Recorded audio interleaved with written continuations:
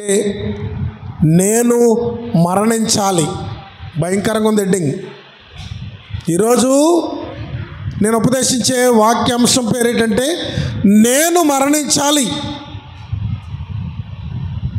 ఒక ఆషామాషి వ్యక్తి అన్న మాట కాదు ఇది.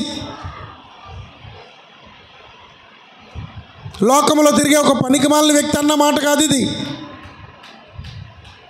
ఒక సాధారణమైనటువంటి వాడు మాట్లాడిన మాట కాదు ఇది. యెహోవా పిలుపు అందుకున్నవాడు, యెహోవా స్వరమిన్నవాడు, యెహోవా చేత పంపబడినవాడు, యెహోవా చేత నియమించబడిన వాడు పలికిన మాట ఇది. నేను మరణించాలి. చూద్దాం ఎక్కడుందో ఏంటో ఆలోచిద్దాం. ఆన్ చేశానా?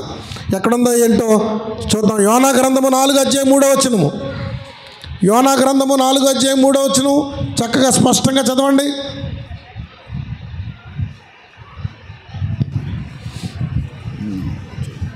నేను బ్రతుకుట కంటే చచ్చుట మేలు. యెహోవా నన్నిక బ్రతుకనీయక చంపుమని యెహోవాకు మనవి చేసెను.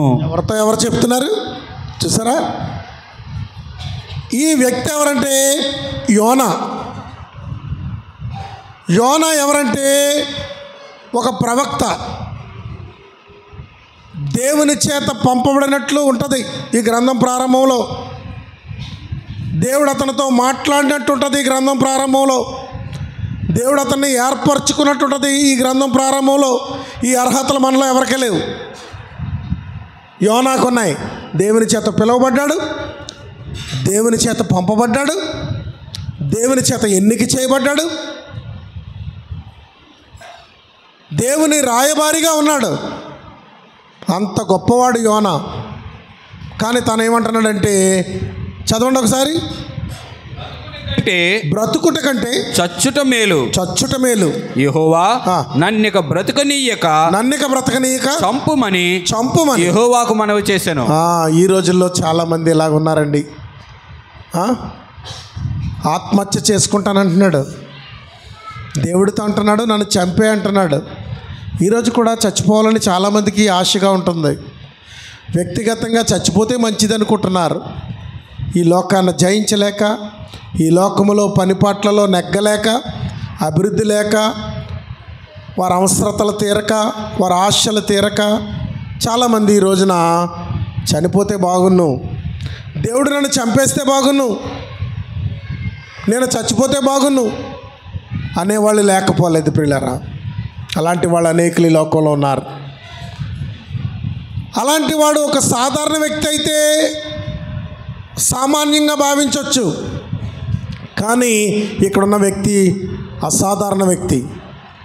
దేవుని చేత పిలువబడినవాడు, దేవుని చేత పంపబడేవాడు, దేవుని చేత ఎన్నిక చేయబడినవాడు, దేవునికి మెసెంజర్, దేవుని వర్తమానం పట్టుకెళ్ళేవాడు. ఇలాంటి వాడు అంటాడు, యెహోవా నన్ను చంపేయి. ఎందుకు వచ్చిందో తెలుసా ఈ బాధ? చెప్పుకుందాం, ముందుకు వెళ్దాం. ఎందుకో తెలుసా? నేను బ్రతుకుట కంటే చచ్చుట మేలు. యెహోవా నన్నిక బ్రతకనీయక చంపుమని యెహోవాకు మనవి చేశాను. ఎందుకంటే ఇది నినివే పట్టణములో యోనా పలికిన మాట. నినివే పట్టణము యోనా గ్రంథంలో ఉంది. ఈ నినివే పట్టణము 40 దినాల్లో నాశనం అయిపోద్దని దేవుడు చెప్పాడు. 40 దినాల్లో ఈ నినివే పట్టణము నాశనం అయిపోద్దని దేవుడు చెప్పాడు. అలా చెప్పమని యోనాతో చెప్పి యోనాను నినివే పట్టణానికి పంపించాడు. యోనా ఎంత గొప్పవాడో చెప్పాను ఇప్పుడు మీకు. కానీ యోనా ఈ నినివే పట్టణం వెళ్ళి ఈ సంగతి అంతా ప్రకటించాడు. నినివే పట్టణం వెళ్ళి కాలినడకన తిరిగి ప్రకటించిన తర్వాత దేవుడు ఆ పట్టణాన్ని ఏం చేశాడు? క్షమించాడు. ఎందుకో తెలుసా? 2వ అధ్యాయంలో ఉంటుంది ఏం జరిగిందో. ఆ పట్టణస్థులు ఏం చేశారు? గోనె బట్ట కట్టుకొని ఉపవాసం ఉండి, చదవండి అక్కడ ఉంది, నీనేవే పట్టణపు వారు దేవుని యందు విశ్వాసం ఉంచి వాళ్ళు గతంలో ఏది లేదు వాళ్ళకి, ఇప్పుడు ఏమొచ్చింది? క్వాలిఫికేషన్ వచ్చింది, విశ్వాసం వచ్చింది. దేవునికి ఇష్టమైంది విశ్వాసమే. విశ్వాసం అయ్యావంటే దేవునికి ఇష్టం నువ్వు. ఇప్పుడు వాళ్ళు దేవునికి ఇష్టలయ్యారు, విశ్వాసులయ్యారు. వాళ్ళు విశ్వాసులయ్యి ఉపవాస దినము చాటించి గనులేమి అల్పులేమి అందరూ గోనెపట్ట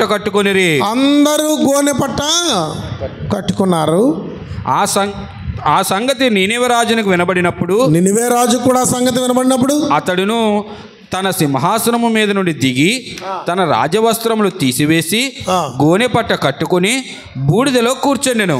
అతను కూడా గోనెపట్ట కట్టుకున్నాడు, దేవుని ఎదుట తగ్గించుకున్నాడు.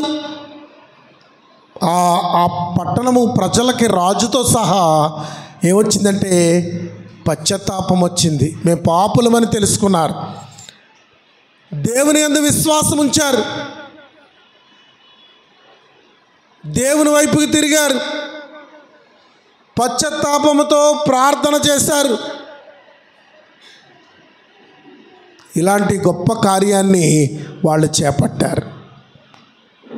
కనుక దేవునికి ఏమైందంటే గొప్ప ఇష్టమైంది. వాళ్ళ ప్రవర్తన, వాళ్ళ మార్పు, వాళ్ళ విశ్వాసము దేవునికి ఇష్టమైంది. దేవుడు ఏం చేశాడంటే ఆ పట్టణపు ప్రజలను, వారిని ఏం చేశాడు? దేవుడు క్షమించి రక్షించాడు. వాళ్ళు ఏమైపోవాలట? ఉగ్రత పాలైపోవాలి. నినివే పట్టణము నాశనం అయిపోద్ది అని చెప్పాడు. ఎన్ని రోజుల్లో? 40 రోజుల్లో నినివే పట్టణం ఏమైపోద్ది? నాశనం అయిపోద్ది. నాశనం అయిపోయేదాన్ని రక్షించుటయే దేవుని పని. మనుష్య కుమారుడు నశించిన దానిని వెతకి రక్షించుటకు వచ్చాడు. మన ఇష్టమైన మార్గాలు అనుసరిస్తూ, మన ఇష్టానుసారమైనటువంటి దేవుళ్ళను పూజిస్తూ, మనకిష్టమైనటువంటి వ్యసనాలు, అలవాట్లు కలిగి బ్రతుకుతూ ఈ లోకంలో జీవిస్తూ నశించిపోయామని మనం నశించిన దానిని వెతకి రక్షించడానికి మనుష్య కుమారుడు ఈ లోకానికి వచ్చాడనేది పూర్ణ అంగీకారమైనదట. పూర్ణ అంగీకారం అంటది. అలాంటి సంకల్పము దేవుని యొక్క ఉద్దేశంలో ఉంటే యోనా ఏమంటాడంటే నేను చచ్చిపోవాలంటాడు. ఎందుకు యోనా చచ్చిపోవాలన్నాడో కారణం ఏంటో చెప్పనా? చాలా కారణం ఉందండి. ఎందుకు చచ్చిపోవాలన్నాడంటే 3వ అధ్యాయంలో ఉంటుంది చూడండి. ఒక సొర్ర చెట్టును మొలిపించాడు. ఇతను ప్రకటించి అలిసిపోయి వెళ్ళి ఒక చోట్ల కూర్చున్నాడు. కూర్చోగానే దేవుడు అతనికి నీడవ్వాలని ఏం చేశాడు? ఒక చెట్టును మొలిపించాడు. ఆ మొలిపించే విధానం చూడండి, చాలా అద్భుతంగా రాశాడు అక్కడ. అక్కడి నుంచే దేవుడైన యెహోవా సొర చెట్టు ఒకటి ఏర్పరిచి అతనికి కలిగిన శ్రమ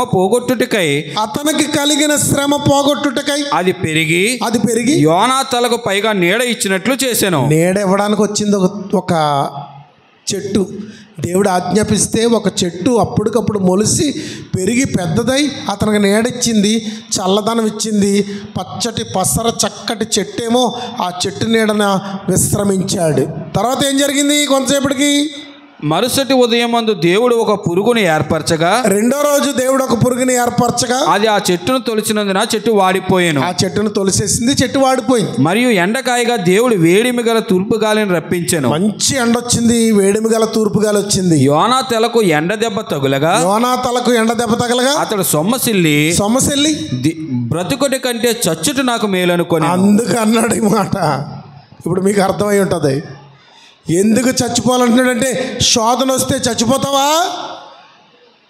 గాలి ఎవరు రప్పించారు? వేడి గాలి దేవుడే. నీడ ఎవరు రప్పించారు? దేవుడే. ఆ చెట్టును తినేసి పురుగు ఎవరు రప్పించారు? దేవుడే. మన జీవితాల్లో ప్రియులరా నీడ, ఎండలు, చల్లదనం, వేడులు మన జీవితాల్లో కలుగుతాయి. అవి దేవుని చిత్తమై కూడా కలుగుతాయి. మన జీవితాల్లో నీడ, ఎండలు, చల్లగాలి, వేడిగాలి, శ్రమ, సంతోషం మన జీవితాల్లో కలుగుతాయి. ఈ శ్రమ యందు చచ్చిపోవాలని, చల్లదనం తగలగానే అంటే సంతోషం కలగగానే విస్తరించి ఇంకా ఎక్కువ బ్రతకాలని జీవించే స్వభావం మనలో ఉంటుంది కనుక అది యోనాలో చూపించున్నాడు. యోనా ఆ సమస్య వ్యక్తి కాదని చెప్పాను ముందే మీకు. అతను భక్తిపరుడు, దైవజనుడు, దేవుని ప్రవక్త, మెసెంజర్, దేవుని చేత పంపబడినవాడు, దేవుని పిలుపు అందుకున్నవాడు, దేవుని స్వరం విన్నవాడు. మనకు లేదా భాగ్యం ఇక్కడ? అలాంటి వ్యక్తి చాలా సర్వసాధారణంగా మానవ బలహీనతలకు లోబడిపోతున్నాడు. ఏమనంటే చల్లదనం తగలగానే సంతోషించాడు, వేడి గాలి రాగానే విచారిస్తున్నాడు, వేడిమి గాలి తన తగలగానే, ఎండ తలక తగలగానే ఈ బ్రతుకు వృధా అనుకుంటున్నాడు. ఇలాగగానే ఉన్నావా అమ్మా బాబు? ఇంత తొందరపాటుగా నీకుందా? ఇలాగగా నువ్వు ఉన్నావా? ఆలోచించుకో ఒకసారి. దేని కొరకైనా మనిషి జీవితంలో ఎన్నో రావచ్చు. వైభవంగా నీ పెళ్ళి అవ్వచ్చు, మహాఘనంగా దైవజనుల సమక్షంలో నీ వివాహం గొప్పగా జరగవచ్చు. కానీ అది త్వరితగతిలోనే సమస్యలుగా మారి మీ భార్యాభర్తల బంధం తెగిపోవచ్చు, మీ బాంధవ్యం విడిపోవచ్చు, మీ ప్రేమానురాగాలు చెరిగిపోవచ్చు, మీ కుటుంబము పరిస్థితులను బట్టి మీరిద్దరు విడిపోవడం వల్ల కుటుంబం కూలిపోవచ్చు. ఎన్నో సందర్భాలు ఈ లోకంలో మనుషుల జీవితంలో జరుగుతూ వస్తాయి. ఆత్మహత్య చేసుకుంటావా? యోనా ఆత్మహత్య చేసుకునే వాళ్ళ మాట్లాడుతున్నాడు. ఈ రోజుల్లో క్రైస్తవులు కూడా చాలామంది అనుభవం లేనోళ్ళు, అనుభవానికి దూరం అయిపోయినోళ్ళు. అనుభవం లేనోళ్ళు ఒక కేడర్ అయితే, వాళ్ళు వాక్యం విన్నోళ్ళు, దేవుని దగ్గర రానోళ్ళు, దేవుడు తెలియనోళ్ళు, దేవుని దగ్గర లోతుగా నాటబడినోళ్ళు, అనుభవం లేనోళ్ళు. కొంతమంది తప్పిపోయినోళ్ళు, సంఘానికి దూరం అయిపోయి, ఆత్మీయకి దూరం అయిపోయి, తండ్రి ఉపదేశానికి దూరం అయిపోయి, దైవ లేఖనానికి దూరం అయిపోయి, కన్నీటి ప్రార్థనకు దూరం అయిపోయి, మోకాళ్ళ ప్రార్థనకు దూరం అయిపోయి, ఆత్మీయ జీవితం నుంచి దూరంగా పోయి, లోకాశలను బట్టి, లోక సరదాలను బట్టి, లోక సంతోషాలను బట్టి, లోకంలో వారు కోరుకునే సుఖభోగ భాగ్యాలను బట్టి దేవునికి దూరం అయిపోయి వారు ఈ రోజున విరక్తి చెందుతున్నారు. యోనా మాట్లాడుతున్న మాటలు, నేను చచ్చిపోతే మంచిది, నేను చచ్చిపోతే మంచిది. నీలో ఎవరిలోనైనా, మీలో ఎవరిలోనైనా ఈ లోకపు శ్రమలను బట్టి, ఈ లోకపు చింతలను బట్టి, ఈ లోకపు కష్టాలను బట్టి, ఈ లోకంలో ఎదురవుతున్నటువంటి పరిస్థితులను బట్టి నేను చచ్చిపోతే మంచిది అని నువ్వు అనుకుంటున్నావా? ఆలోచించాలి. ఇక్కడ ఈ మంచి పాఠాన్ని మనం నేర్చుకోగలగాలి. దేవుడే వేడిగాలి పుట్టించాడు, దేవుడే నీడ పుట్టించాడు, దేవుడే చల్లగాలి పుట్టించాడు, దేవుడే ఎండను పుట్టించాడు. నీకొక పాఠం నేర్పడానికి, నీకొక పాఠము నేర్పడానికి, అంతే తప్ప నువ్వు చచ్చిపోవడానికి కాదు, నిన్ను నువ్వు నాశనం చేసుకోవడానికి కాదు. నీ జీవితంలో ఒక పాఠము నేర్పడానికి. ఇక్కడ యోనాకు పాఠం నేర్పుతున్నాడు. యోనా స్వభావం ఏంటో చెప్తాను. ఇప్పుడు ఇది ఇక్కడ ఉంచండి, ఈ మాట ఇక్కడ ఉంచండి. ఇప్పుడు యోనా స్వభావానికి వెళ్దాం. యోనా స్వభావానికి గల కారణం ఏంటంటే, యోనా ఇశ్రాయేలీయుడు. తెలుసా, యెరూషలేముకి నినివేకి భక్త శత్రుత్వం ఉంది. నినివే ప్రజలు భ్రష్టులు, అన్యులు, వారు శాపగ్రస్తులు. ఈ ఇజ్రాయెల్ దృష్టిలో పాపాత్ములైన ప్రజలు. యోనా ఇజ్రాయేలుడే కనుక యోనా దృష్టిలో ఏంటో తెలుసా, వాళ్ళు శాపగ్రస్తులు. కనుక శాపగ్రస్తులు నశించిపోవాలి అనే దృక్పథం ఇజ్రాయెల్లో ఉన్నట్టే యోనాలోనే ఉంది. ఈ మనుషుడు పాపి అయిన మనుషులతో తిరుగుతున్నాడు అని యేసు ప్రభుని విమర్శించింది ఆ నగరమే, ఆ జాతే, ఆ ప్రజలే. ఎరికో పట్టణంలో ఆయన సంచరిస్తున్నప్పుడు ఆయన్ని విషపు చూపులు చూసిన ప్రజలు వాళ్ళే. జక్కయ్య ఇంటికి వెళ్ళినప్పుడు అనేక రీతిలుగా నిందించి అవమానించిన వాళ్ళు వాళ్ళే. ప్రభువైన యేసుక్రీస్తునే విమర్శించినటువంటి జనాంగం అది. యోధ జనాంగము యోధ మతాన్ని పిచ్చిగా పెట్టుకుని యూద మతముతో వారు మమేకమైపోయి దేనిని అంగీకరించలేక, దేనిని వినలేక, దేనిని అడ్జస్ట్ చేసుకోలేక, దేనిని కూడా స్వీకరించలేక వారు వ్యతిరేకత వాళ్ళ హృదయాలతో నిండిపోయింది. అరికాల నుంచి నడినెత్తి దాకా వ్యతిరేకత ఉంది. అలాంటి స్వభావం యోనాలో ఉంది కనుక యోనా నినివే పట్టణాన్ని ద్వేషించాడు. ఇక్కడ చిన్న పాయింట్ ఏంటంటే, దేవుడు నువ్వు వెళ్ళి ప్రకటించు, ఆ పట్టణము నాశనం అయిపోద్దని ప్రకటించు అన్నాడు. యోనా ఏమనుకున్నాడో తెలుసా? ప్రకటించకపోవడం మంచిది. ఒకవేళ ప్రకటిస్తే గబాలు నీళ్ళు మారు మనసు పొందితే ఈయన అసలుకే మంచోడు కాదు, ఎవరన్నా క్షమించమని అడిగితే చాలు ఈయన క్షమించేస్తాడు, వాళ్ళు పశ్చాత్తాపడితే చాలు ఈయన పట్టణాన్ని వదిలేస్తాడు, అస్సలు వదలకూడదు వీళ్ళని. అది యోనా దృక్పథం ఏంటంటే, వీళ్ళని వదలకూడదు, వీళ్ళు ఖచ్చితంగా నాశనం అయిపోవాలి, వీళ్ళలో ఎవడూ మిగలకూడదు, ఈ పట్టణమే నాశనం అయిపోవాలి. అందుకే నేను నినివే వెళ్ళి ఆ విషయం ప్రకటించను. ఒకవేళ ప్రకటించినట్లయితే, వీళ్ళు మారు మనసు పొందినట్లయితే ఈ దేవాది దేవుడు క్షమించే హృదయం గలవాడు. యోనాకు తెలుసు అది. అందుకని నేను నినివే వెళ్ళను. ఎక్కడికి వెళ్ళిపోతాను? తర్షీసుకు వెళ్ళిపోతాను. ఎందుకో తెలుసా? కారణం అర్థమైందా మీకు? నా జాతి కానివారు, నా ప్రజలు కానివారు, నా శ్రేయస్సు కోరని వారు, నా దేవుణ్ణి ఆరాధించిన వారు, నా వారు కానివారు. ఇదే యోనాలో ఉన్న గుణం. అది అతను ఎక్కడి దాకా తీసుకెళ్ళిందంటే, నేను చచ్చిపోవాలి, నేను ఇక బ్రతకకూడదు, నేను చచ్చిపోవాలి అనే వరకు తీసుకెళ్ళింది. ఏంటో తెలుసా? శాంతి సమాధానం కాదు, సత్యము కాదు అతను తీసుకెళ్తా. అది ఎక్కడి దాకా తీసుకెళ్ళింది ఏంటంటే, అతనిలో ఉన్న భ్రష్ట హృదయము. ఈరోజు కూడా చాలామందిలో నా జాతి వాళ్ళే రక్షించబడాలా, మా జాతి అయినే పాస్టర్ అవ్వాలా, మా కులస్తుడే పాస్టర్ అవ్వాలా, మా కులస్తుల సంఘం వేరేగా ఉండాలా. ఈ రోజులు వచ్చేసే ప్రియులారా, ఈ రోజుల్లో యోనాలు చాలామంది ఉన్నారు. నీలో నాలో కూడా యోనాలు ఉన్నారు. ఎందుకంటే నా స్వకీయులే రక్షించబడాలి, నా కుటుంబ సభ్యులే రక్షించబడాలి, నా రక్త సంబంధులే రక్షించబడాలి, నన్ను గౌరవించే వారే రక్షించబడాలా, నా కులస్తులే రక్షించబడాలా, నా గ్రామస్తులే రక్షించబడాలా, మా మంచి చెడులు చూచేవాళ్లే రక్షించబడాలా, మమ్మల్ని గౌరవించి ప్రేమించే వాళ్ళే రక్షించబడాలా, మిగిలిన వాళ్ళు రక్షించబడకూడదు. నీ ఇంటి పక్కడు అంటే నీకు చాలా ద్వేషం. ఏం ద్వేషం అంటే, ఆడికి అస్సలు సువార్త చెప్పకూడదు. ఎందుకంటే ఆడు రక్షించబడకూడదు, ఆడు నిత్య నరకాగ్నిలో కాలాలి, ఆడు కాలాలని నేను అక్కడ నుండి చూడాలని వాళ్ళు కూడా ఉన్నారు విశ్వాసుల్లో. ఆడు కాలుతూ ఉంటే నేను పక్క నుండి ధనవంతుడు కాలుతుంటే లాజర్ అలా చూశాడు, అలా నేను చూడాలని వాళ్ళు కూడా ఉన్నారు ఈ రోజుని. ఇది యోనా జీవితాన్ని మరణం వరకు తీసుకెళ్లే స్వభావం ఇదే. నినివే రక్షించబడకూడదు, నినివే మారు మనసు పొందకూడదు, నినివే వారికి సువార్త ప్రకటించకూడదు, నినివే వారు పశ్చాత్తాపడకూడదు, నినివే వారందరూ నిర్మూలమైపోయి నాశనం అయిపోవాలి. వాళ్ళు నా జాతి వాళ్ళు కాదు, నా మతం వాళ్ళు కాదు, దేవుని ప్రజలు కాదు, శాపగ్రస్తులైన వారు నీచులు. ఈ రోజున క్రైస్తవుల్లో అలుముకున్నది ఏంటంటే, వాళ్ళు అన్యులండి, వాళ్ళ ఇంటికి మేము వెళ్ళవండి, వాళ్ళ పిల్లని మేము ఎందుకు పెళ్లి చేసుకుంటామండి, వాళ్ళతో మేము ఎందుకు సాంగత్యం చేస్తామండి, వాళ్ళ ఇంట్లో మేమెందుకు తింటామండి, మా ఇంట్లోకి వాళ్ళని రానివ్వండి, వాళ్ళు మా కులస్తులు కాదండి, వాళ్ళు మా మతస్థులు కాదండి.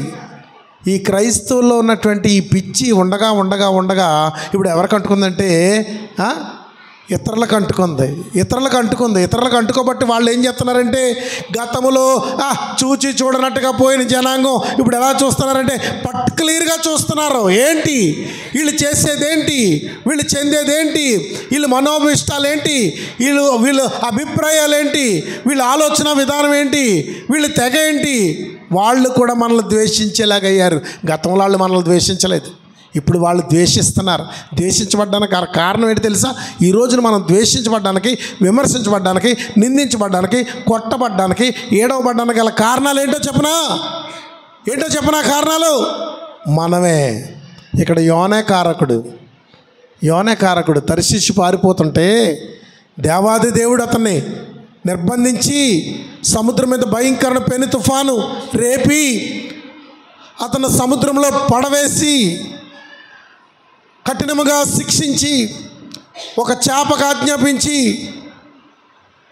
అది అతను మృంగివేయగా అతను చేప కడుపులో దుఃఖాలాపన చేసి వేదనతో ప్రార్థించి పశ్చాత్తాపడి 2వ అధ్యాయంలో గొప్ప ప్రార్థన అతను చేసి అప్పుడు దేవుడు మరలా ఆజ్ఞాపించగా ఈ చేప తీసుకెళ్ళి ఎక్కడ కక్కింది? నినివే ఒడ్డున కక్కింది. లేచి సువార్త ప్రకటించాడు. ఇది ఇష్టంతో చేసిన పని కాదు. ఈరోజు నువ్వు ఇష్టంతో చేస్తున్నావా, కష్టంతో చేస్తున్నావా? కష్టంతో చేశాడు కనుకనే, ఇష్టం లేకుండా చేశాడు కనుకనే అక్కడ నా పని వేస్టే, నా ఆలోచన వేస్టే, నాకున్న దృక్పథం వేస్టే, ఈ ప్రజల మీద నాకున్నటువంటి పగ ఇదంతా వేస్ట్ అయిపోయింది. కనుక నేను చచ్చిపోవాలి. నీ భర్తను మార్చలేక ఈడు మారడు కనుక నేను చస్తేనే ఈడు మారతాడని భార్యలు ఉన్నారు. నేను ఎంతకాలం చెప్పినా వీడు మారడు, వీడు మార్పు చెందడు, నేను చావాలా వీడు మారాలనే భార్యలు ఉన్నారు క్రైస్తవుల్లో. కుటుంబాలు సంఘం అంతా కూడా ఈరోజు నేర్చుకోవాల్సినటువంటి మూల పాఠం ఏంటంటే ఈ జాతి ద్వేషము, ఈ మత ద్వేషము, ఈ కుల ద్వేషము, ఈ హెచ్చు తగ్గు ద్వేషము, ధనవంతులు పేదవాళ్ళు ద్వేషము, ఈ భారతదేశంలో మనుషులు ఏర్పడిన వివిధ రకాలైన కులాతీతమైన కులాల పిచ్చి, మత పిచ్చి ఎంత ఉందో కుల పిచ్చి కూడా అంతే ఉంది. నా కులస్తులు సంఘాల్లో కూడా ఎంతో భేదం.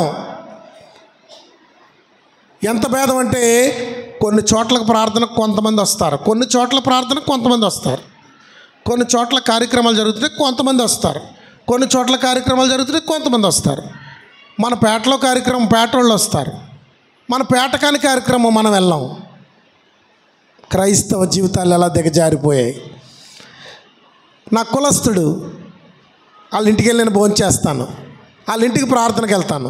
నా కులస్తుడు కాడు, వాళ్ళ ఇంటికి నేను ప్రార్థనకు వెళ్ళను, వాళ్ళ ఇంటికి వెళ్ళి నేను భోజనం చేయను. నేటి సంఘాల్లో ఈ మాలిన్యత పోవాలి. ఇది దేవుని ప్రేమను బట్టి చెప్తున్నాను కానీ నేను ఏదో కులాలని మతాలని కలపాలని కాదు. ఆ దృక్పథం నాకు లేదు. నా పని నాదే. నేను సామాజికంగా ఏదో ఒక నిర్ణయం తీసుకుని లేను. సమాజ స్థాపిద్దామనే ఉద్దేశం నాకు లేదు. అది స్థాపించే వాళ్ళు ప్రాణాల త్యాగాలు చేశారు. అది నేటికి జరగలేదు. ఈ రోజుకి కూడా కుల వ్యవస్థ, మత వ్యవస్థ, హెచ్చు తగ్గులు, ధనవంతులందరూ ధనవంతులతో కలిసి మాట్లాడుకుంటారు, పేదోళ్ళందరూ పేదోళ్ళు కలిసి మాట్లాడుకుంటారు. సంఘాల్లో ధనవంతులతో మాట్లాడుకుని ఒకరింటికి ఒకరు ప్రార్థనలకు వస్తారు, తింటారు, వింటారు, ఉంటారు. పేదోళ్ళు ఇంటికి వెళ్తారు, పేదోళ్ళు బ్రతుకుతారు. ధనవంతులు పేదోళ్ళ ఇంటికి వెళ్ళరు, పేదోళ్ళు ధనవంతుల ఇంటికి వెళ్ళరు. ఒక వర్గం అంతా చర్చిలో ఒక ప్లేస్కి వస్తారు నెమ్మదిగా స్టార్టింగ్ నుంచి. ఆ వర్గం వాళ్ళదే. మన వర్గస్తులు ఇక్కడే కూర్చుంటారు, ఈ వర్గస్తులు ఇక్కడ కూర్చుంటారు. ఆ వర్గస్తులు అంటే దేవుణ్ణి ఎలా మార్చేశారు అంటే చివరికి దేవాలయాన్ని కూడా వీళ్ళు స్వభావాలకు అనుకూలంగా చేసేసారు. దేవుడు నినివేని రక్షించాలని, నినివే పట్టణాన్ని కాపాడాలని, నినివే ప్రజలను ఒప్పించాలని, నినివే ప్రజల్ని పాపక్షమాపణ పొందించాలని, నినివే పట్టణస్థులందరూ పశ్చాత్తాప్తులై దేవుని సన్నిధిలో కన్నీటితో బూడిదలో కూర్చుని ప్రార్థించి ఉపవాసం ఉండాలని ఒక నియమానికి తీసుకురావడానికి దేవుడు నిశ్చయించుకున్నాడు. వాళ్ళు ఎంతగా వచ్చారో తెలుసా? ఒక పటిష్టమైన ఒక బిలీవర్కి ఉండే లక్షణాలన్నీ వాళ్ళకి వచ్చేసాయి. ఎందుకంటే వాళ్ళు ఏం చేశారు? తమ్మును తాము తగ్గించుకుని, చదవండి అక్కడ, తమ్మును తాము తగ్గించుకుని గోనె బట్ట కట్టుకుని ఉపవాసం ఉండి బూడిదలో కూర్చుండి మరియు రాజైన తనతో పైనుంచి, అంతకు ముందు పైనుంచి ఆ సంగతి నీనేవే రాజునికి వినబడినప్పుడు ఇంకా పైనుంచి నీనేవే పట్టణపు వారు దేవుని యందు అదిగో అక్కడి నుంచి నినివే పట్టణము వారు ఇంతవరకు బిలీవర్స్ కాదు, దేవుని యందు విశ్వాసం ఉంచిన వారు కాదు. ఇప్పుడు వారు దేవుని యందు విశ్వాసం ఉంచారు అంటే దేవునికి ఇష్టలయ్యారు. 2 ఉపవాస దినము చాటించి, ఈ బిలీవర్స్లో చాలామందికి ఉపవాసం అంటే లక్ష్యం లేదు. ఎందుకంటే మన స్తుతి యాగానికి 125-130 మంది వచ్చారు. చాలామంది ఇళ్లలో పనులు, సొంత ఆలోచనలు వెక్కిసమయ్యేదాకా వాళ్ళు బ్రతుకుల్లో పడి ఏడుస్తున్నారు. స్తుతి యాగానికి రారు, ప్రతి వారం ప్రార్థించరని, ఉపవాసం ఉండరని, సంఘం అంతటిని ఉపవాస నియమంలో పెట్టాలని స్తుతియాగాలు ఏర్పాటు చేసి నెలకొక ఉపవాస కూటాన్ని పెట్టి భోజనం ఏర్పాటు చేసి 11 గంటల నుంచి 5 గంటల దాకా కరెంటు కాల్చుకుని మీతో వాగి, మీతో మాట్లాడి, మీతో ఉండి, మీ కుటుంబాల కొరకు, మీ పిల్లల కొరకు, మీ పనుల కొరకు, మీ బాధ్యతల కొరకు, మీ భవిష్యత్తుల కొరకు ప్రార్థిస్తూ వస్తుంటే, ఒక యజ్ఞం ఇక్కడ జరిగిస్తుంటే నువ్వు ఇంట్లో ఉంటావు, నీ సొంత పనుల్లో ఉంటావు. నీకు ఏదైనా అవసరం వచ్చిందనుకో, ఇలాంటి శుభలేఖ ఒకటి వచ్చిందనుకో, ఆ రోజు ఉద్యోగం మానేసి శుభలేఖ పెళ్ళికి వెళ్తావు. నీ బంధువుల్లో ఎవరైనా చనిపోయారనుకో, ఆ రోజు అన్ని పనులు మానేసి వెళ్ళి వాళ్ళని ఓదార్చి, 2వ రోజు భోజనం పట్టుకెళ్ళి 3వ రోజు వెళ్ళి ఓదార్చి కార్యక్రమానికి వెళ్ళి ఆ చనిపోయిన వ్యక్తి కోసం ఒక 4-5 రోజులు కేటాయిస్తావు. నీ వాడు కనుక, నీ వాళ్ళు కనుక అప్పుడు నువ్వు ఎంత టైం అయినా స్పెండ్ చేస్తావు, ఎన్ని రోజులైనా సెలవు పెట్టుకుంటావు. స్తుతియాగము నెలకొక్క రోజు సంఘమంతా ఆరాధించండి అని చెప్తే నవంబర్ నెల స్తుతియాగం అయిపోయింది. ఇంకొక స్తుతియాగం ఎంత, డిసెంబర్. ఈ 2025 సంవత్సరం తిరిగి రాదు. ఈ 12 స్తుతియాగాలు తిరిగి రావు. పుణ్యం చేసుకుంటే పుణ్యం ఎదురొస్తుంది, పాపం చేసుకుంటే పాపం ఎదురొస్తుందని లోకంలో సామెత ఉంది.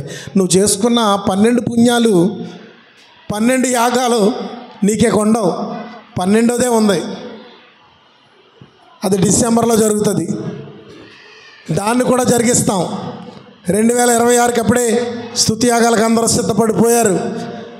కానీ ప్రియులారా, డబ్బు ఇస్తున్నావు, జరిగిస్తున్నావు, ఎన్నో చేస్తున్నావు, ఆశీర్వదించబడాలని ఆశపడుతున్నావు. కానీ నువ్వు ఆశీర్వదించబడడానికి అడ్డుబండ నువ్వే. ప్రభువా, వీళ్ళందరూ రక్షించబడినందుకు నా హృదయం చాలా సంతోషిస్తుంది అని అనలేదు యోనా. వీళ్ళందరూ రక్షించబడినందుకు నా హృదయం చాలా సంతోషిస్తుందని యోనా నోటి నుంచి రాలేదు. నేను చస్తే మేలు అని వచ్చింది. ఎందుకంటే తన శత్రువులు చచ్చిపోలేదు, తన శత్రువులు నాశనం అవ్వలేదు. తన జాతి వారు కానివారు, తన వారు కానివారు, తన మతస్థులు కానివారు, తన స్వకీయులు కానివారు, తనకు భక్త విరోధులైన నినివేవారు నాశనము కాలేదు. అది యోనాకున్న కోపం. యోనాకు అందుకే కోపం వచ్చింది. ఇప్పుడు దేవుడు ఏమన్నాడో చూద్దాం. దేవుడు ఏమన్నాడు చివరికి వెళ్ళండి, 3వ అధ్యాయం చివరికి. అందుకు యెహోవా నీవు కష్టపడకుండాను పెంచకుండాను ఒక రాత్రిలోనే పుట్టి పెరిగి ఒక రాత్రిలోనే వాడిపోయిన ఈ సొర చెట్టు విషయంలో నీ విచారపడుచున్నావే. అయితే 120,000 కంటే ఎక్కువై. ఎంతమంది? 120,000 కంటే మంది ఎక్కువై కుడి ఎడమలు ఎరుగని జనమును బహు పశువులు జీవరాశులు కలిగినటువంటి నీనేవే మహాపురము విషయంలో నేను విచారపడవద్దా? రైట్ అని దేవుని మహిమపరచండి. ఎలాంటి స్వభావం దేవుడిది. గట్టిగా అంతేనా? దేవునికి స్తోత్రం. ఆయన స్వభావాన్ని ఈ బర్నబాస్ గారు చదువుతుంటే నాకు ఒళ్ళు పులకించి వెన్నులో నుంచి వచ్చింది సలుపు. అబ్బా, కుడి ఎడమల ఎరగని వీరు నశించిపోతే నేను విచారపడనా? సొర్ర చెట్టు చచ్చిపోతేనే విచారపడ్డావే. చల్లని గాలి నిన్న సాయంకాలం వరకు ఇచ్చింది, ఈవేళ ఎండ తగిలింది, వేడి గాలి తగిలింది. సొర్ర చెట్టు ఒక చూసావు, అది చచ్చిపోయింది. ఆ సొర్ర చెట్టు విషయంలోనే నువ్వేమీ చేయలేక నువ్వు చంపేసుకోవడానికి ప్రయత్నం చేసి చిన్నదానికి ఇసుకుపోయి నీ భర్తని తెచ్చుకున్నావు. స్టార్టింగ్లో ఎలాగుంటుందో తెలుసా? నెలకో పెళ్లి రోజు, నెల పెళ్లి రోజు అని అంటే ఇప్పుడు కొత్తగా వచ్చింది ట్రెండ్. ఆ పెళ్లి రోజుని నెల ఇట్టేస్తూ ఉంటారు. నేను ఆ ఫోటోలు చూసి అనుకుంటున్నాను, దేవా ప్రభువా, ఈ ప్రేమ, ఈ దాంపత్యం, ఈ సంతోషం, ఈ నెల ఉత్సాహం జీవితకాలం ఉంచు తండ్రి. ఎందుకంటే కొట్టుకుని చచ్చిపోతున్న వాళ్ళని కూడా చూస్తున్నాను నేను ఇక్కడ. నువ్వు నాకు వద్దు అని చెప్పే భార్య, నువ్వు నాకు వద్దు అని చెప్పే భర్తలను చూస్తున్నాను ఇక్కడ. కోర్టులకి ఎగిలి విడాకులు తీసేసుకుని ఎవరి జీవితం వాళ్ళు స్వేచ్ఛగా జీవిద్దామని ఆతృత పడే వాళ్ళని చూస్తున్నాను నేను ఇక్కడ.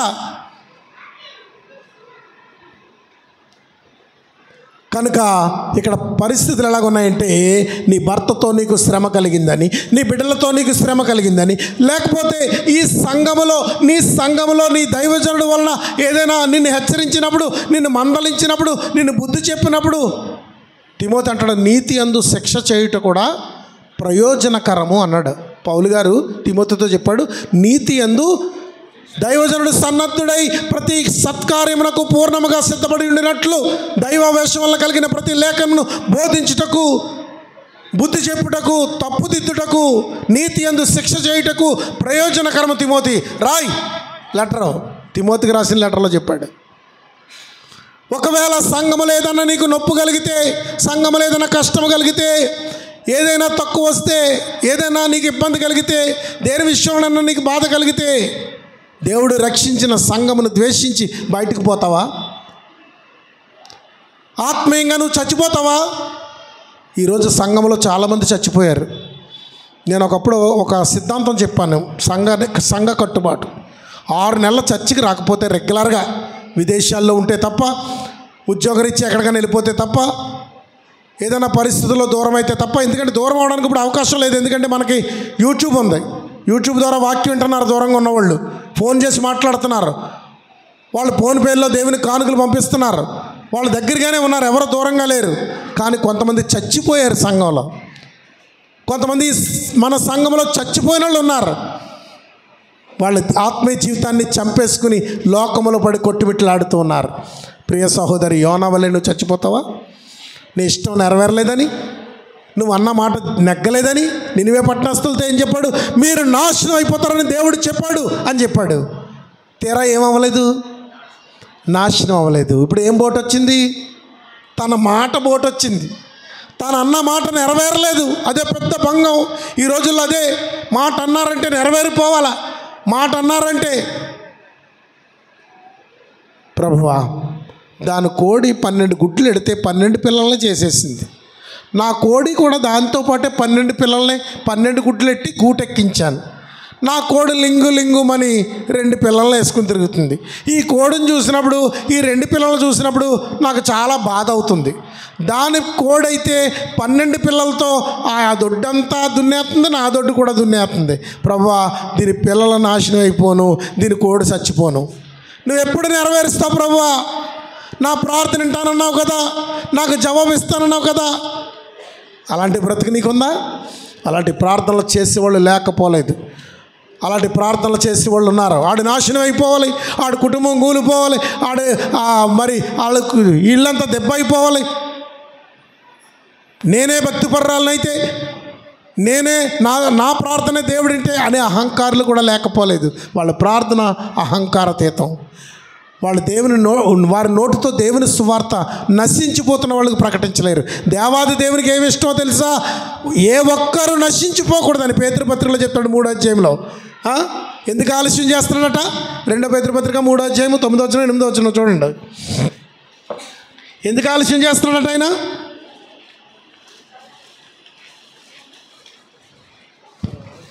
కొందరు ఆలస్యమని ఎంచినట్లు 3:9 కొందరు ఆలస్యమని ఎంచినట్లు ప్రభు తన వాగ్దానమును గురించి ఆలస్యం చేయవాడు కాడు గాని ఎవడును నశింపవలెనని ఇచ్చయింపక అందరూ మారు మనసు పొందవలెనని కోరుచు మీ ఎడల దీర్ఘశాంతము గలవాడై ఉన్నాడు. ఆయనేమో ఆ స్వభావం కలిగి ఉన్నాడు. ఈ యోనా గారు ఏ స్వభావం కలిగి ఉన్నాడు? అసలు ఎట్టి పరిస్థితుల్లో కూడా నినివే పట్టణస్థులకి సువార్త ప్రకటించకూడదు. దానికి కారణం ఏంటంటే వాళ్ళు రక్షించబడకూడదు. వాళ్ళు ఒకవేళ దిద్దుకుని దేవుని సన్నిధిలో కటాక్షం పొందితే ఈయన దయగల దేవుడు కనుక వారిని క్షమించేస్తాడు. ఆ మాటలు కూడా అన్నాడు. అక్కడ ఆ గ్రంథంలో ఆ మాటలు కూడా అన్నాడు. నువ్వు క్షమించే హృదయం గలవాడవని నాకు తెలుసు. నువ్వు ఇలా చేస్తావని నేను తర్సీసి పారిపోయాను. నేను తర్సీసి వెళ్ళడం కారణం ఏంటంటే నీ హృదయం నాకు తెలుసు, నీ స్వభావం నాకు తెలుసు. వాళ్ళు దిద్దుకున్నారంటే వాళ్ళకి క్షమిస్తావు. నువ్వు దిద్దుకుంటే నిన్ను క్షమించడానికి సిద్ధంగా ఉన్న దేవుడు. నినివే పట్టణస్థులను క్షమించిన దేవుడు, నినివే గ్రామస్తులను క్షమించిన దేవుడు, ఘోర పాపముతో నిండిపోయి ఉగ్రతకు సిద్ధపడిపోయిన వారిని, ఉగ్రతకు దగ్గరగా చేరిపోయిన వారిని కూడా మన్నించే దేవుడు ఈరోజు నిన్ను క్షమిస్తాడు. నువ్వు దిద్దుకోగలిగితే. ఇక్కడ ఈ పాఠం నేర్చుకోవచ్చు, దిద్దుకోగలిగితే. రెండోది ఏంటంటే యోనాకి ఇష్టం లేదు ఆ గ్రామానికి సువార్త ప్రకటించడం. తన ఆలోచన మార్చేసుకుని నినివే తర్సీసుకు పారిపోతుంటే దేవుడు మళ్ళీ నినివేకి లాక్కొచ్చాడు. అక్కడ అంటాడు, నాకు తెలుసు నువ్వు ఈ గ్రామాన్ని, ఈ పట్టణాన్ని నాశనం చేయవని నాకు తెలుసు, నీ ఆలోచన నాకు తెలుసు, నువ్వు ఎలాంటి దేవుడువో నాకు తెలుసు, అందుకని నేను తర్సీసుకు పారిపోయాను. వాళ్ళు నా వాళ్ళు కాదు, నా కులస్తులు కాదు, నా మతస్థులు కాదు. ఆ నినివే పట్టణస్థులు ఘోర దుర్మార్గులు, మాకు భక్త విరోధులు, ఇశ్రాయేలుకి భక్త విరోధులు. వాళ్ళు నాశనం అయిపోవాలి కానీ వాళ్ళు బాగుపడకూడదు అని కోరుకునే మనస్సు నీలోగానే ఉందేమో. నీ ఇంటి చుట్టుపక్కల వారిని బట్టి కానీ, నీ ఇరుగు పొరుగులను బట్టి కానీ, నీ బంధుమిత్రుల్లో ఉన్న వారిని బట్టి కానీ, ఎవరిని బట్టి కానీ ఇలాంటి స్వభావంతో నువ్వు యోనా వలె, యోనా ఆలోచన వలె నువ్వు ఉంటున్నట్టయితే నువ్వు చచ్చిన వాడివే. యోనా ఆ దినాన్ని చచ్చిపోవడాకే తీర్మానించుకున్నాడు. నేను మరణం అయిపోతే మేలన్నాడు. కానీ దేవాది దేవుడు ఆ నినివే పట్టణాన్ని రక్షించాడు. ఒక్క పాపి నశించిపోవడం దేవునికి ఇష్టం కాదు. అందుకే దేవుడు ఏమని మాట్లాడుతున్నాడంటే, కుడి ఎడమల ఎరగని వారు 120,000 మంది, అదే కాకుండా పశువులు, జీవరాశులు, ఎన్నో జీవులతో నిండి ఉన్న ఈ పట్టణాన్ని నేను నాశనం చేయుటకు ఇష్టపడుతున్నానా? మరి సొరచెట్టు చచ్చిపోతేనే ఇంత బాధ కలిగి నీకు, మరి ఇంతమంది అంటే ఇంతమంది యోనాకెవరో విరోధులు, దేవుడికి ఎవరో ఇష్టలు. ఎందుకు ఇష్టలు? దేవునికి ఎప్పుడు ఇష్టరాలు అవుతావు? దేవునికి ఎప్పుడు ఇష్టడు అవుతావు? నీ పాపమును ఒప్పుకొని పశ్చాత్తాపపడితే, నువ్వు కన్నీటితో గోనె పట్టగట్టుకుని బూడిదలో కూర్చుంటే.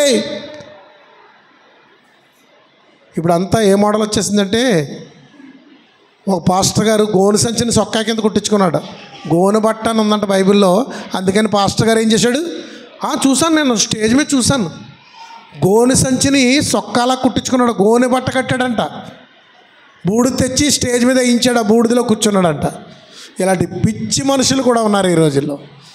ప్రియులారా, నువ్వుగా నా పని చేసావు కాక ఇంటికి వెళ్ళి, జాన్ గారు ఆదివారం బోధించారు, నేను గోనె బట్ట కట్టుకుంటాను, ఆ కోటా బియ్యం సంచులు 2 కొనుక్కొచ్చి వెనక ముందు లంగా జాకెట్ కుట్టించేసుకుని ఒక గోనె సీర వేసుకుని బూడిదలో కూర్చున్నా కాక. అలా ఉన్నారండి ఇప్పుడు బయట ఎలా ఉన్నారు? నూనెలు రాస్తున్నారు, నూనెలు కుమ్మరిస్తున్నారు. బైబిల్లో అభిషేకం ఎవరికి చెప్పిందో తెలుసా? ఎవరు అభిషేకం చేయబడ్డారో తెలుసా? ఎలాంటి వాళ్ళు అభిషేకం చేయబడ్డారో తెలుసా? అభిషేకం చేసినవాడు ఎలాంటి వాడో తెలుసా? ఇప్పుడు దారంట పోయేవాడు రిక్షావాడిని ఎత్తి మీద నూనె వేసేస్తున్నాడు. ఆ చర్చి ముందు అడుక్కుని నూనె వేసే టైంకి ఆడు లోపలికి వెళ్తే ఆడి మీద నూనె వేసేస్తున్నాడు. ఈడు అందరి మీద నూనె వేసేయడమే. ఈడు నూనె మండిపోను. ఈ నూనె పట్టుకుంది జనాలకి. ఇప్పుడు నూనె ఎత్తాడంటే పరిగెట్టేస్తున్నారు జనాలు. అది బైబిల్ వాక్యానుసారం కాదు. రాజులు అభిషేకించబడ్డారు ప్రవక్తల చేత, ప్రవక్తలు అభిషేకించబడ్డారు ప్రవక్తల చేత, పరిశుద్ధులు అభిషేకించబడ్డారు, దేవుని పరిచారకులుగా అభిషేకించబడ్డారు. తెలుసా? అభిషేకం అనేది ఎవరికి చేయాలా? రోడ్డు అంట పోయే వాళ్ళందరికీ కాదు, దారంట పోయే వాళ్ళందరికీ కాదు. ఎవరో ఆయన ప్రభు వల్ల ఆరాధన నెలలో ఒక్కసారి చేస్తాడట. అది మొన్న వారం పెట్టాడు. మొన్న వారమే కదా ఫస్ట్ వారం. అందరినీ లైన్గా కూర్చోబెట్టాడు, మిగతా వాళ్ళందరినీ బయటికి పంపించేశాడు. 1 2 3 4 లైన్లు వేసాడు. ఆయన వెళ్ళి నోట్లో పోతున్నాడు. నోట్లో పోయించుకునే ముందు ఏం చేస్తున్నారంటే, కానుక తీసి అక్కడ ఒక ప్లేట్ తిరుగుతుంది, ఆ ప్లేట్లో కానుకలు వేస్తున్నారు, ఇంకో ప్లేట్లోది బల్ల తీసుకుంటున్నారు. నెలకొకసారి చేస్తాడట. ఆ రోజు ఏమీ చేయడట, ఆరాధన చేయడంట, పాటలు పాడడంట, ఏమీ లేదు. ప్రభు బల్ల ఆరాధన అని ప్రత్యేకించి పెట్టి వీళ్ళందరికీ ఆ రోజు ఒక కార్యక్రమం చేసి తెల్లని బట్టలు వేసుకుని వస్తే పరిశుద్ధులు అయిపోతారు. ఈయన తెల్ల బట్టలు వేసుకుని వస్తే ఈయన పరిశుద్ధులు అయిపోతాడు. యెహోవా పైవేషాన్ని లక్ష్యపెట్టువాడు కాడు. చెప్పడు కదా, యెహోవా పైవేషాన్ని లక్ష్యపెట్టువాడు కాదు. పైవేషం కాదు కావాల్సింది. నీ హృదయాన్ని తెలుపు చేసుకో. నినివే పట్టణస్థులందరూ వారి హృదయాన్ని తెలుపు చేసుకున్నారు. వారు వస్త్రాలు ఉతుక్కున్నారు, పరిశుద్ధులుగా మార్చబడ్డారు. ప్రకటనలో మాట ఉంది, ఎవరిళ్ళు ఎక్కడి నుంచి వచ్చారని అడిగితే యోహాను అక్కడ దేవతతో ఏం చెప్పాడంటే, వీరు యేసుక్రీస్తు రక్తములో, గొర్రెపిల్ల రక్తములో వారి వస్త్రములను ఉతుక్కున్నారు. రక్తములో వస్త్రం ఉతుక్కోవడం ఏంటి? రక్తములో వస్త్రాలు ఉతుక్కున్నారంట. దేవుని సింహాసనం చుట్టూండి నిరంతరము దేవునికి సేవ చేయించున్నారట. వారికి కన్నీళ్ళు లేదట, వేదన లేదట. ఏడొచ్చాయనుకుంటున్న ప్రకటన. కన్నీళ్ళు లేదట, వేదన లేదట, దుఃఖం లేదట, ఏడుపైనను, వేదనైనను, కన్నీళ్ళైనను, ఆకలైనను, దప్పికైనను వారికి లేదట. పశ్చాత్తాపడే వాళ్ళకి ఈ ధన్యత ఉంది. ఈ మధ్యాహ్నం నువ్వు పశ్చాత్తాపంతో నిన్ను నువ్వు సరి చేసుకుని, యోనా వంటి స్వభావం, కుల, మత, జాతి, తక్కువ ఇది అదే ఆ స్వభావం, లోకములో ఉన్న స్వభావం ప్రత్యేకించి దేవుని సంఘములోనికి తేకుండా, సంఘములో కానీ నీ హృదయంలో కానీ ఆ స్వభావం ఉంటే నువ్వు చావవలసిన వాడివే. యోనా వలె యోనా స్వభావం వలె నీ స్వభావం ఉన్నట్టయితే నిన్ను దేవుడు సరి చేస్తాడు. ఈరోజు నువ్వు దేవుని దగ్గర పశ్చాత్తాపడు. తల్ల వంచండి, ప్రార్థన చేసుకుందాం. ప్రార్థన చేసుకుని ప్రభు బలంలోకి వెళ్ళడానికి ముందుకు సాగుదాం. ప్రార్థన చేసుకుందాం. ప్రేమస్వరూపుడు అయిన తండ్రి, మీకు వేలాది వందనాలు. మీరు మాతో మాట్లాడారు యోనా గ్రంథం ద్వారా. మేము ఐక్యత కలిగి ఉండాలని, ప్రేమ కలిగి ఉండాలని, పశ్చాత్తాపం కలిగి ఉండాలని, ప్రార్థన పరులుగా ఉండాలని కోరుతున్నావు. మేము ఎంత ఘోర పాపులమైనా, నినివే పట్టణస్థుల వలె మేము ఉన్నా క్షమించబడతామని మాకు తెలియజేశారు. నాయన, మీకు క్షమాపణ ఎంతో గొప్పది. నినివే పట్టణాన్ని కనికరించారు, క్షమించారు. వారు మార్పు చెందగా వారిని ప్రేమించారు, వారిని ఇష్టపడ్డారు. యోనా అయితే ఎప్పటికీ వారిని ఇష్టపడతలేదు. అక్కడ కూడా ఇష్టపడతలేదు. ప్రకటించినప్పుడు ఇష్టపడలేదు, ప్రకటించిన తర్వాత వెళ్ళి కూర్చొని ఇష్టపడలేదు. అతనికి దేవుడు ఉపదేశం చేసిన తర్వాత కూడా అతనిలో మార్పు ఉందో లేదో తెలియదు. కనుక ఈరోజు ఈ ఉపదేశం విన్న వారందరిలోనూ మార్పు తీసుకురండి. కులాతీతమైన మనసులు, మతాతీతమైన మనసులు, ఎక్కువ తక్కువలు, వాడు వీడు, ఈ ప్రాంతం ఆ ప్రాంతం, అక్కడికి మేము వెళ్ళాం, ఇక్కడ మేము రాము, ఇలాంటి స్వభావం ఒక క్రైస్తవుడిగా, క్రీస్తుని అంగీకరించిన వాడిగా ఆ స్వభావం మంచిది కాదు.